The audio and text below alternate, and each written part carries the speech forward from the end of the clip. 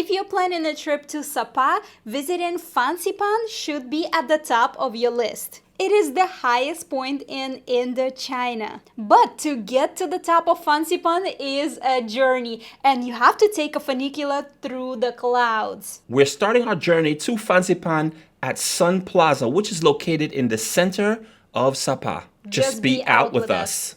We are now inside Sapa station, and here you will find a restaurant. There is a coffee shop on the rooftop, a shopping mall, and the ticket booth to buy your tickets to go to the top of the mountain. There is a journey to get up there. First, you need to take the train. It is 150,000 done. Then you take the cable car to the top. It is 800 round trip.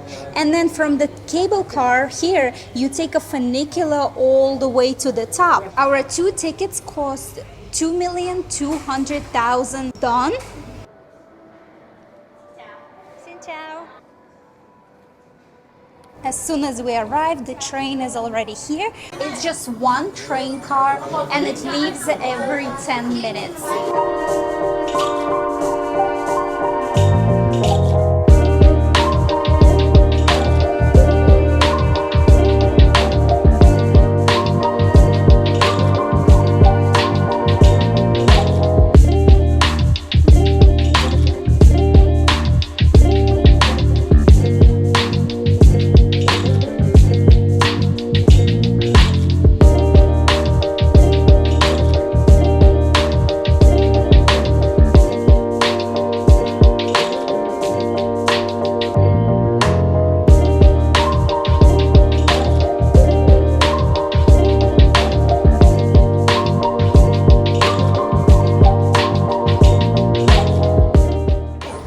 Train ride was really quick, just 7 minutes, and now we are heading to the cable car to go even higher. Up here you can find some shops, snacks, and there is a really beautiful garden with some structures perfect for you to take pictures.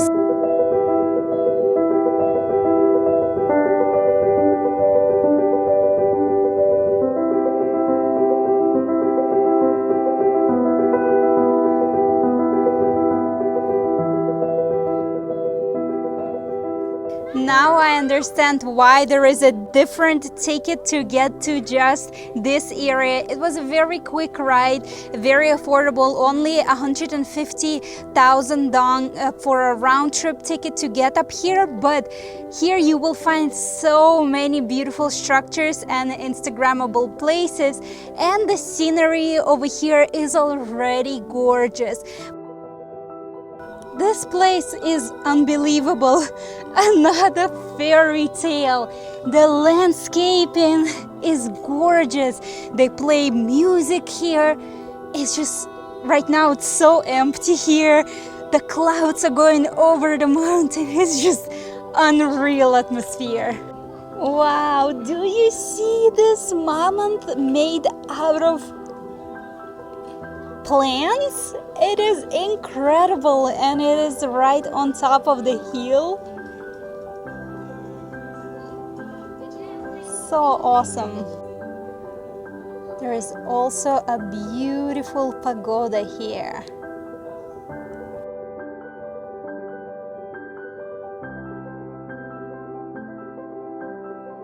We made it to the cable car station. If you didn't purchase the ticket to go to the top, you can purchase it here. Keep in mind the tickets during weekend and holidays are a little bit more expensive.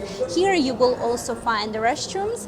So now let's go to the cable car. We just got on the cable car and there's really no one here. We thought maybe we would have to share this car with other people, but we are the only ones here. And I noticed the queue getting on here, the way they have it all lined up. Whoa, we're picking up some serious speed. It's made for a lot of people, but we are the only one. We have this cable car by ourselves, and my gosh, the views. We noticed they have some barf bags. Not sure what that's all about. I guess if you're afraid of heights, wow, we are really high. That's maybe what the barf bags are for. It says we are 1,410 meters up. Ay, ay, ay. Let's check these views out.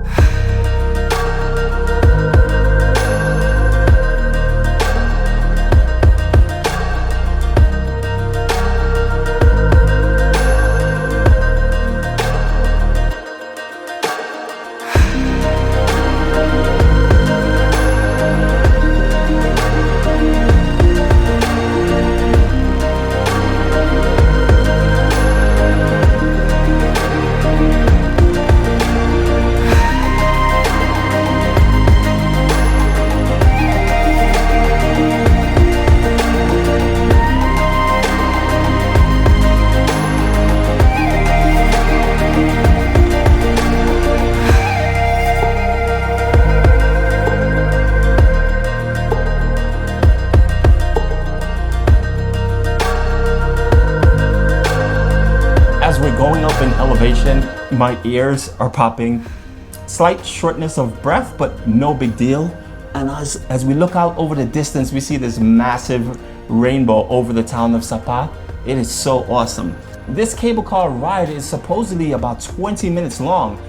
I'm not sure, but I think that has to be somewhere in the vicinity of a world record for a cable car. I don't know where else would be a longer cable car ride. If you know, let us know in the comments. But from what I see, we're heading up into the clouds. You just see 5-6 cable cars lined up going up into the clouds. It is incredible. Every time we pass one of these gigantic beams, you feel a rocking. It's a little queasy. So I could see maybe where you might need a barf bag if you're not used to heights. But it's definitely worth it. Just the cable car ride along. The scenery of the valley is stunning. And just as a treat, this rainbow view is just epic.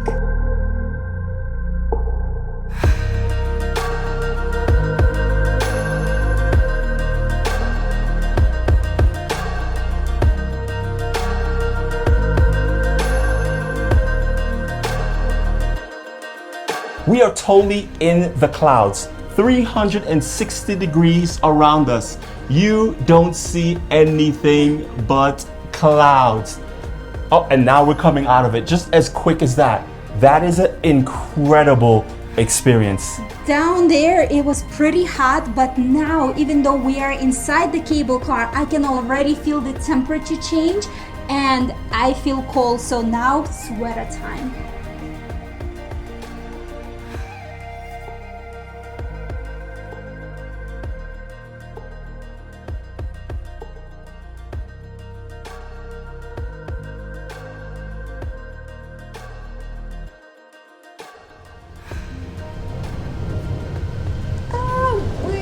Just made it to the station. The ride was just about 20 minutes, but this is not the highest point yet.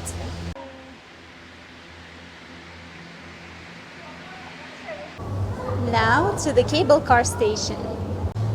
At this point you will find the restaurants, souvenir shops, and also some lookout points, but we are all surrounded with clouds. Believe it or not, it is really cold up here. I'm wearing a sweater and I'm still cold. So here they sell jackets, more sweaters, and even sweatpants. Look at that. You can't see anything around you. It's supposed to be all mountains and mountain ridges, but all you see are just clouds. I really like how they make a lot of structures with the real plants, and they make this entire wall to take photos with out of plants. So pretty. Fansipan is a spiritual and a cultural place, and here they also have some temples for people to pray.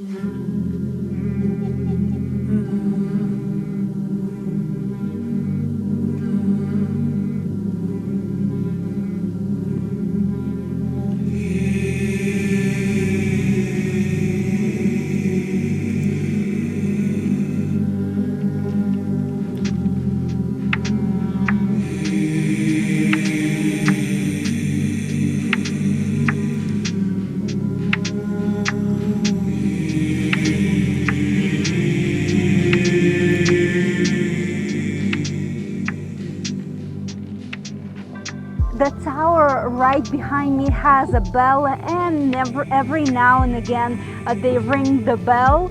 And now we are about to take a funicular to go even higher.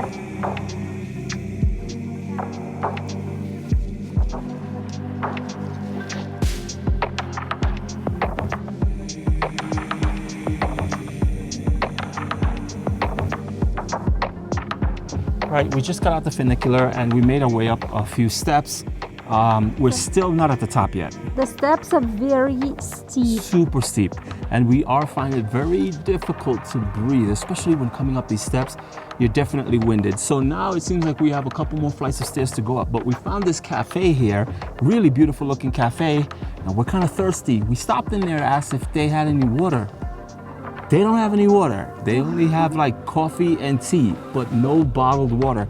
So we definitely suggest before you come up here, probably make sure you bring water. Although on our way up, there are several places where you can get bottled water, but it's best just to bring your own. That way you don't have to stop and buy. We did not bring any, so we're trying to find the next location where we can maybe stop in and buy a bottle of water because we are thirsty. We are 3,143 meters up in the mountains.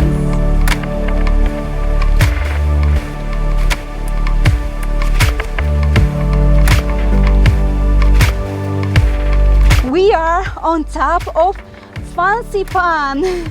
Well, not exactly. We still have about 15 flights of stairs to go to actually be at the summit, the pinnacle. I could see it right there. It's one more level up. But here they have this really cool area where they have the Vietnamese flag really high. They have these flag poles. There's about 4 of them. You could take one, use it for photos or whatever you want. And this is epic right here. It's like, wow, we're totally in the clouds right now. Unfortunately, everything is blanketed. We can't see anything. And there's a massive drop off with a massive Buddha to our right, but we can't see anything. And this is what we were afraid of, but there's nothing you can do about it. This is it. Fansipan! We made it. Oh. It is about 5 miles up in the mountain. We did it. We are here. We made it. The very top. Still very hard to breathe. It is now drizzling. We're getting wet. That's why we switched to our GoPro. But wow, it is beautiful up here. All right, let's get into it. We're going to give you an overview on things that you should know, things that you should do, things that you should be aware of when coming to Fansipan. If you're going to be taking the cable car and coming all the way to the top, there's few things you need to consider. Well, number one is the weather. If you're down in Sapa, the weather might look perfect, blue skies, but again, keep in mind, because of the elevation that you're going to climb when coming up here, it can be a totally different situation. Don't let the weather down there fool you. That goes the same thing. It might be raining up there, but it might be bright and sunny up here. There is no way of knowing and predicting. And the weather changes so fast up here that even if it was sunny, by the time you got up here, it could be raining or vice versa. Talking about weather, that brings us into, well, what should you wear and prepare yourself to come up here? Well, for sure, an umbrella. At the very least, you need an umbrella. And maybe a rain jacket or a poncho. Or a heavy jacket, depending on the season you're visiting. It does get snowy up here comes December and January. And what we were told by the locals is that some people actually love that, because here in Southeast Asia, they don't really see much snow. So up here in the high elevation is the perfect opportunity for them to do that. I would say they don't see snow at all. That might be true. As far as what we were told, we're not sure, because when we got up here, the stores were open, but as you can see, we're down in the main area just before you take the funicular up. All these restaurants, popcorn machines, little vendors, they were open. Water, yes, they were open, but now we came down and it's closed. It's about 5 p.m. right now. So we really wanted something to drink. The restaurant at the top, very top, only served coffee and tea. So we wanted water. We didn't get any. So by the time we finished with the top and went back down, we decided, you know what, let's just get some tea. Too late. They were closing. They had already locked the doors. So now we figure, okay, well, when we come down here after the funicular, this bigger area should be open. Nope, they're closed. So we still haven't gotten anything to drink and we are parched. and also hungry. So keep that in mind. Our suggestion is really bring snacks at the very least and a bottle of water just in case you get caught in a situation like this. You don't want to be kind of like us. Mistake. But coming down the funicular and cable car, they stay open till about 6 or 6:30, and they do sweep the entire area to make sure no one is left up here. Yes. On the topic of food and beverage, we were told that it's much more pricey up here than it is down in Sapa. So you might want to take advantage and bring your snacks and bring your water, none unless you want to pay a little bit more up here. But if the skies are clear, the views from these restaurants are epic. So just for the experience, if you would like to eat on a clear weather here, you would have a really nice view. Yes, the view up here is just spectacular. Another thing we suggest is get here early. And I'll tell you why. When you come up here, there's a lot to do. Even starting off at the first level, that you could take so many photos. You could literally spend an hour down at the lower level before you even take the cable cars to come up here. There's so many things to do down there. It is really cool experience. Then when you come up here, you can take your time. So even if the clouds happen to sweep over and you can't see anything, within the next 20 minutes to half an hour, it can clear up and it can be absolutely beautiful. And you may even catch a sunset or something depending on what time you come up here. So give yourself time. Don't wait till the very middle of the day to come up here. Now you're only playing with about maybe 2 hours, 2.5, 3 hours, and that might not be enough. We came up here at around 3, and I actually wish we had come up here really earlier than that. That way we could use it to spend the whole day, just because of the price as well. It's almost Over $100 for 2 people. right. So if you're going to spend $100 and come up here for 2 hours or 3 hours because you think you're just going to come up here and walk around and come back down, that's not the way to go. Get up here as early as possible. Spend the entire day up here. So now we're going to head back down through the clouds. If you found this video useful, don't forget to click like and subscribe to our channel. And if you would like to support our journey, click the heart button below this video. Come on so much for watching, and as usual, Just be out with us. Cheese!